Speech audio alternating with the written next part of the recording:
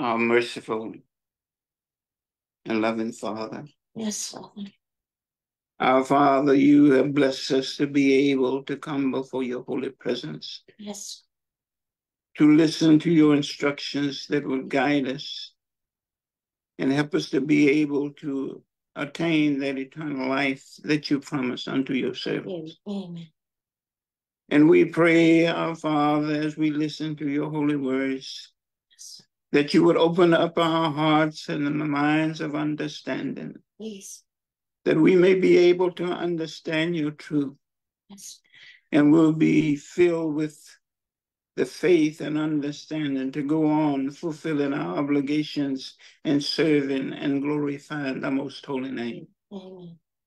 Our Father, we are so thankful that you have called us in the fold and given us this right. Yes. And we know, our Father, it's not because we're good that you have blessed us. It's because of your love and your mercy. Yes. And we thank you. And Father, we are about to see the 110th year of the reemergence of your church. Yes. And Father, we ask that you please be with your church. Yes. We know, our Father, that you are the one that prunes the vine. And we ask you, Father, to please help us to be able to remain a part of the true vine. Yes. So that we may be able to truly attain that eternal life that you promise unto your servants. Amen. We pray that you would please visit all of your children this evening. Yes. No matter where they are, we ask you, Father, to touch each heart. Yes. And each mind, that we may be strengthened in our faith to go on serving the most holy name. Amen. Help us to be able to avoid the many pitfalls of life that surround us. Yes. So that we may be able to remain steadfast in our faith, Yes. always abiding in your commandments and serving the most holy name. Amen. We pray that you would be with your servant whom you sent to teach your words this evening. Guide him with your Holy Spirit, so that, Father, he may be able to teach your word with clarity, so that everyone that is listening will be able to be strengthened in their faith to continue on fulfilling their duties before the most holy sight. Amen. Our Lord Jesus Christ, we ask that you please continue to mediate to the Father for us, asking the Father to hear our prayers and forgive our sins, so that we can continue to serve you and the Father until the end of our lives. Amen. Our Father, as we return to you in prayer, we pray also for those of our brethren that are being oppressed, persecuted, those that are separated from their families, those that are falsely accused and in jail. And we pray for the oppressors as well and the persecutors, because we know, our Father, that you are a loving God. And if they would only come to you repentance of the things that they've done that is wrong, that you would be kind and listen to their prayers if they are sincere.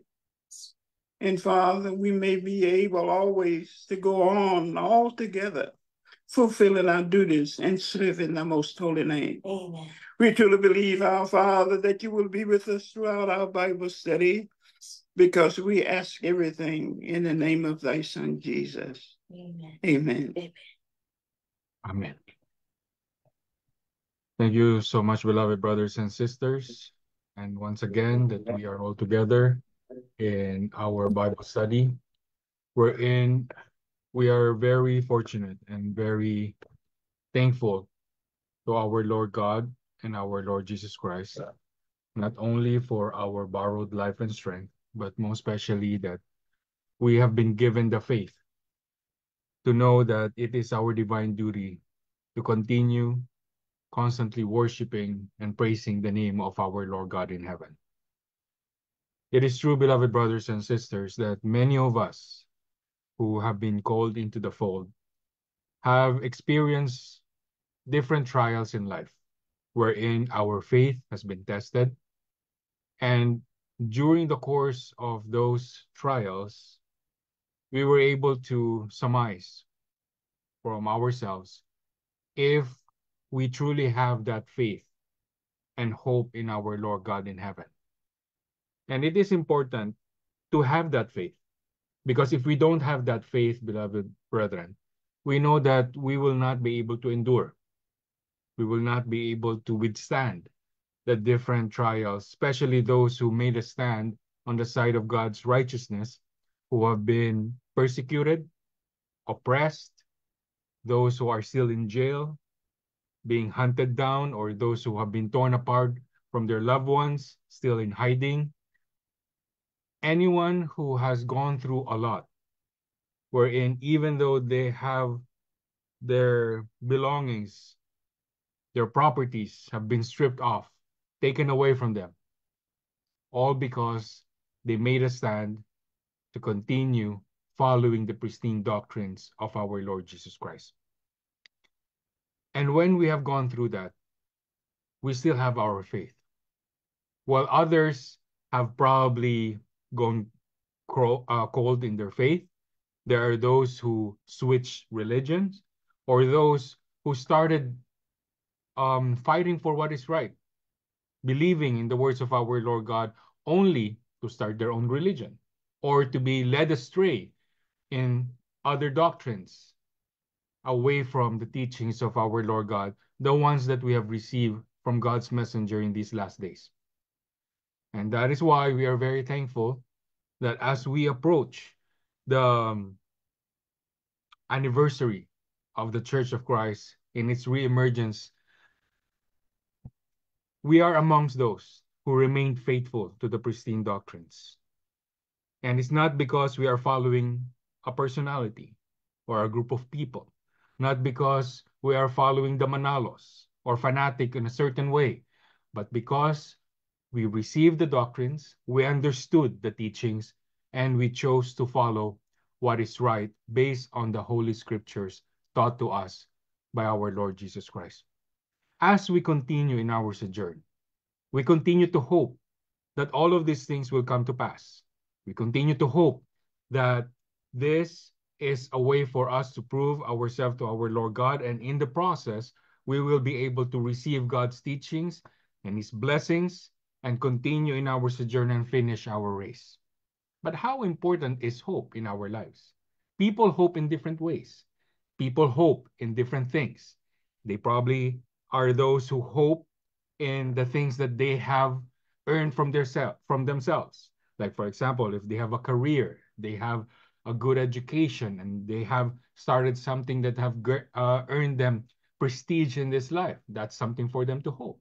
If they have worked hard, they have amassed wealth and property, that's something for them to hope that that is a wealth that they can hold on to.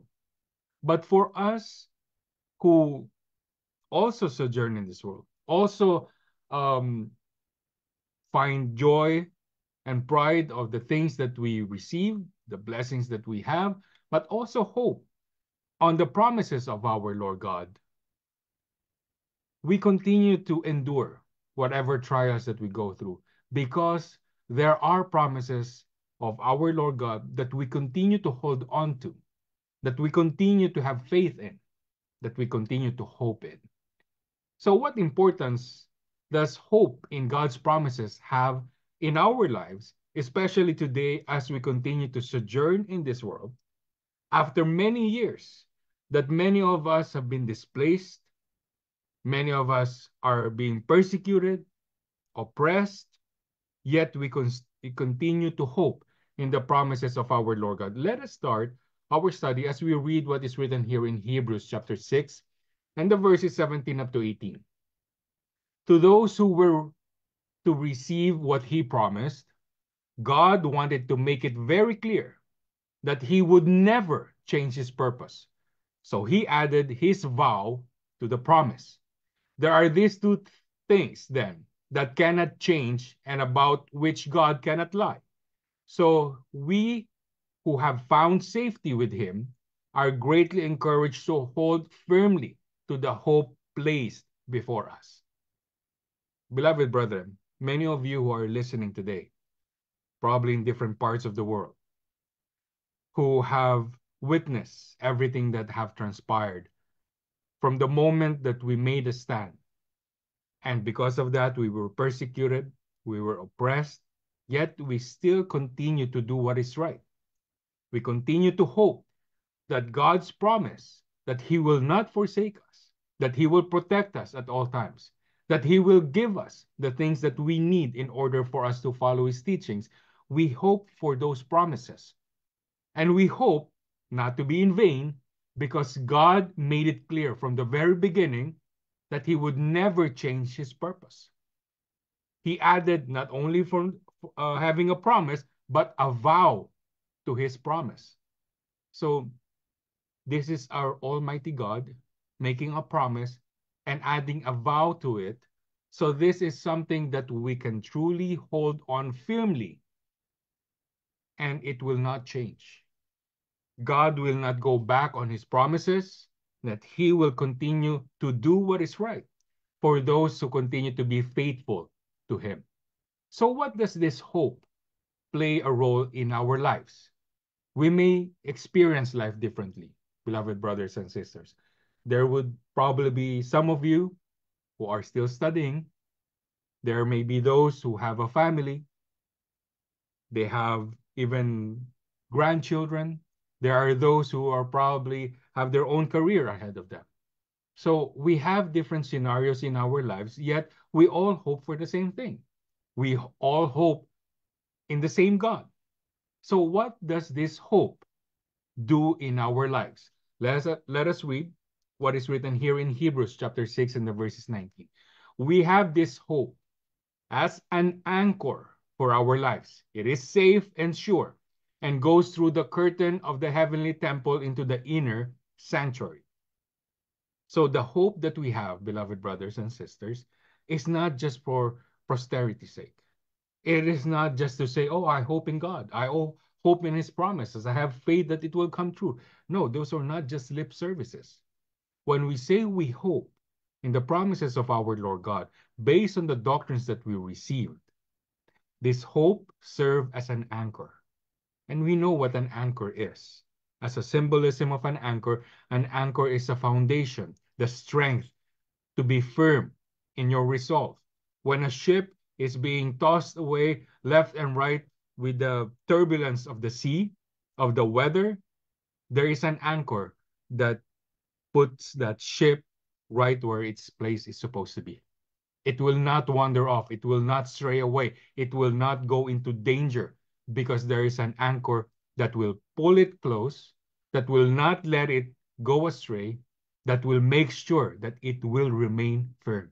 That is the hope that we have in our Lord God.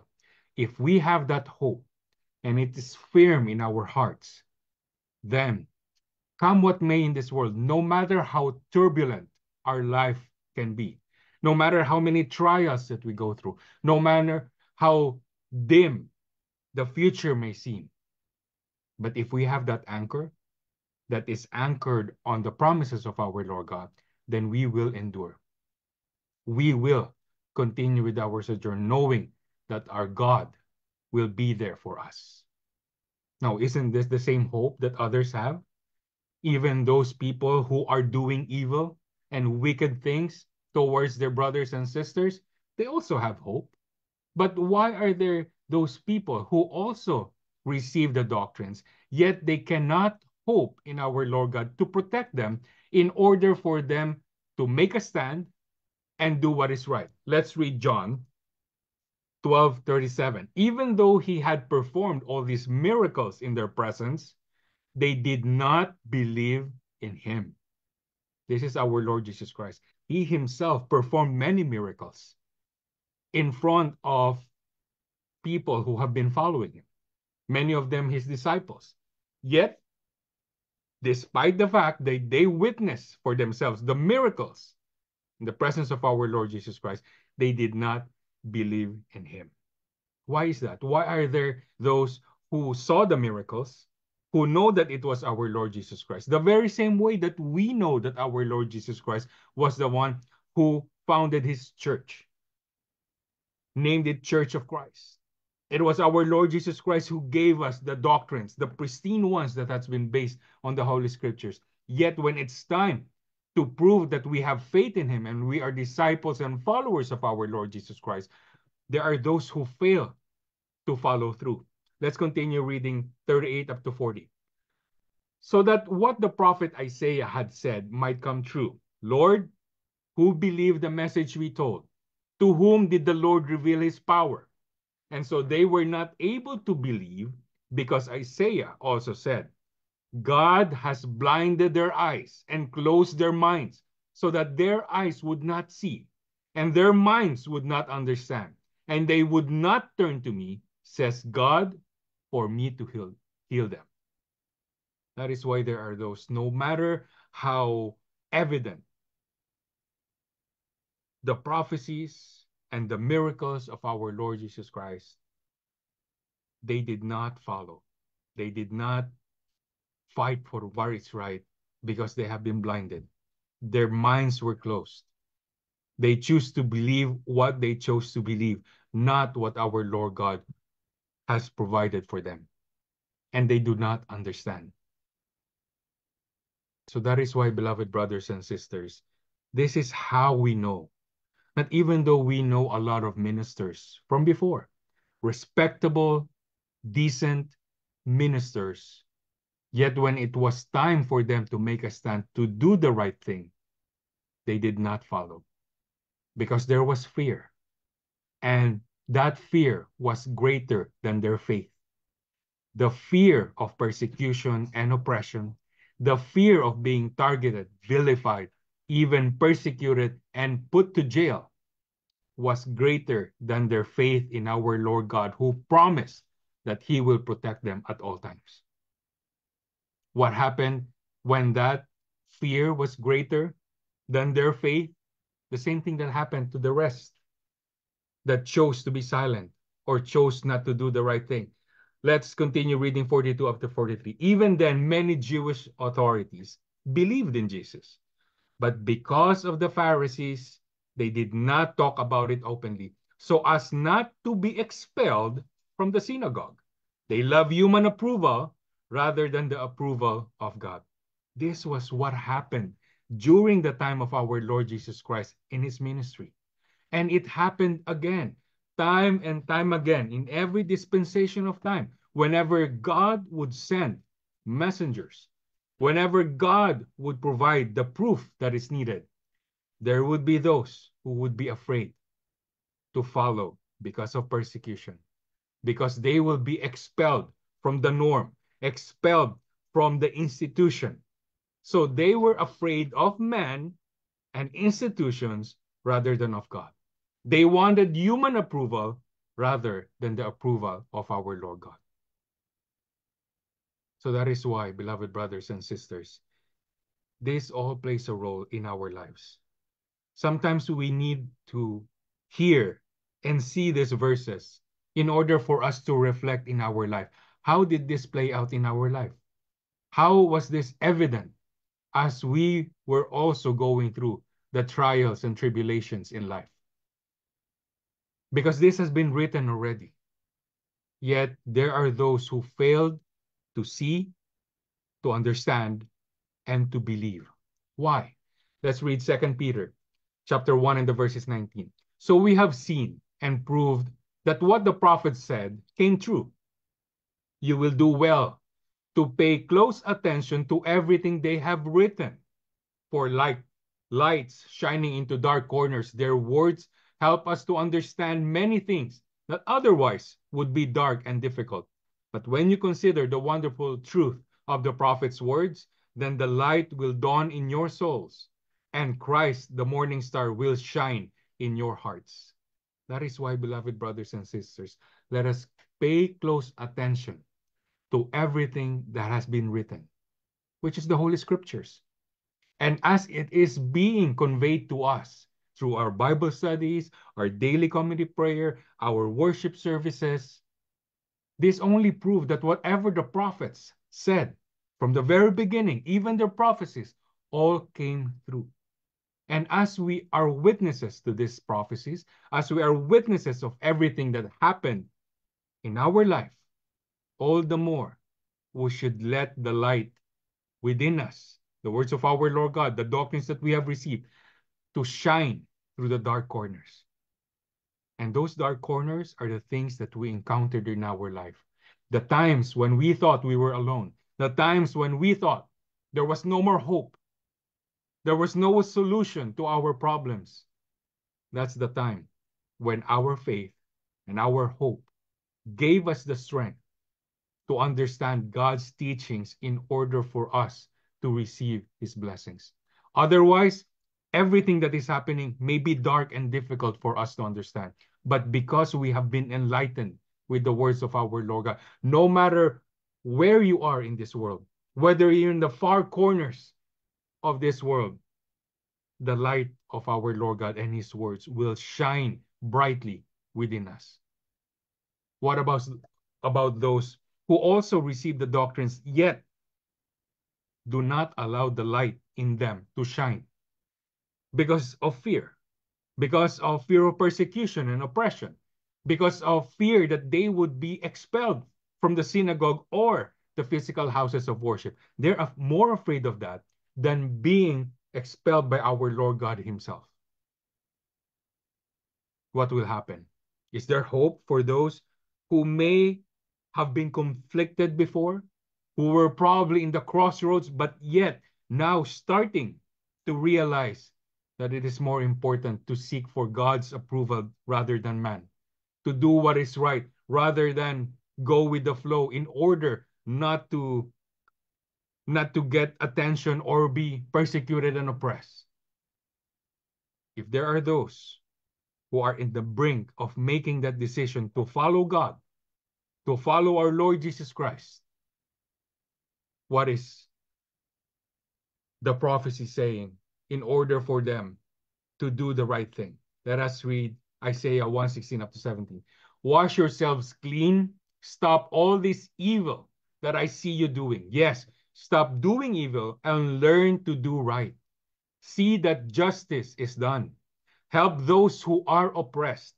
Give orphans their rights and defend widows. This has been written in the Holy Scriptures. And we are now fully understanding what it truly means. Because in our time, the more complete fulfillment of this prophecy is being enlightened to each and every one of us. There is still chance for those who have been instrumental in doing evil, being agents of persecution and oppression. The Bible says, wash yourselves clean. Stop this evil that I see you doing. Stop doing evil and learn to do right. If we are doing what is right, then we start to see there are those who are victims of injustice. Who's helping them? Obviously, they cannot help themselves. They are helpless. We are God's instrument so that justice will prevail. There are those who are being oppressed. They are helpless. Who's going to help them? Those instruments of God to help those who are oppressed. And these are the orphans, the fatherless, the widows, just as prophesied in the Bible. We are being used as instruments. God is showing us the path, enlightening us so that we will understand that we are not mere spectators in what's happening in the church. We are the ones handpicked by God so that at whatever means possible, we can do our part to make sure that evil is stopped, that the right thing is done, that justice will prevail, and that oppression will not hinder God's people from worshiping him. What will happen to those who will endure, who will follow to the very end?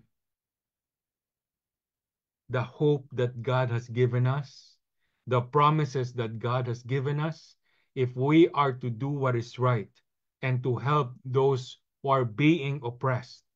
What is God's promise? Let us read the last verse here in Revelations 3:10 up to 11. Because you have kept my command to endure, I will also keep you safe from the time of trouble which is coming upon the world to test all the people on earth. I am coming soon. Keep safe what you have, so that no one will rob you of your victory prize. And what is that victory prize? The prize of salvation come Judgment Day. So if we follow God's commandment, Christ's commandment to endure, to continue following the teachings and commandments, then when the time of trouble, of tribulation comes, when there is diseases everywhere, when there is calamities left, right, and center, God will protect his people, those who have endured. And as the coming of Christ is fast approaching, we know that we are amongst those whose right to salvation will not be robbed away from us because we have endured. Because we are doing this not to please man, but to please our Lord God and our Lord Jesus Christ. May God continue to bless each and every one of us, especially you, brothers and sisters, who faithfully follow us as we continue to pray to our Lord God every day, as we continue to study God's teachings, every time we have Bible studies and worship services. We are not here because our attendance is being checked. We are not here because if we don't, then we'll receive a salaysay or a report or be expelled. No, we are here because we know, and it is our faith, that what is being revealed to us are God's promises. And because of this, we will be able to endure. We will be able to finish our race, receive the grace of salvation come Judgment Day. May God bless each and every one of us. Let us all stand and we shall pray. Our loving Father in heaven, thank you so much, O God, because despite the many trials that we have gone through, you have never left our side. We know, Father, that at many times we have failed you, yet you did not forsake us. You continue to hold us tightly. You allowed us to be able to repent before you so that we may continue to praise you and to worship you, to follow your teachings and your commandments. Father, continue to uphold your children wherever we are in this world, Father. Send forth the Holy Spirit in the household of your children, wherever we may be. Bless our family. Bless our loved ones, our children, our grandchildren, everyone in our household, Father. Please bless us, continue to protect us. Give us our life and strength and the health that we need, not for ourselves, but in order for us to serve you, in order for us to serve others, especially those who are in need. Father, the things that we have is not ours. These are all because of you. You have only given us the many blessings that we need in order for us to use them in helping others. We continue to thank you, Father, because we know that at this very moment, you are the one blessing your children. Heal those who are sick. Give us our life and strength so that we may be able to use it in giving glory to your holy name.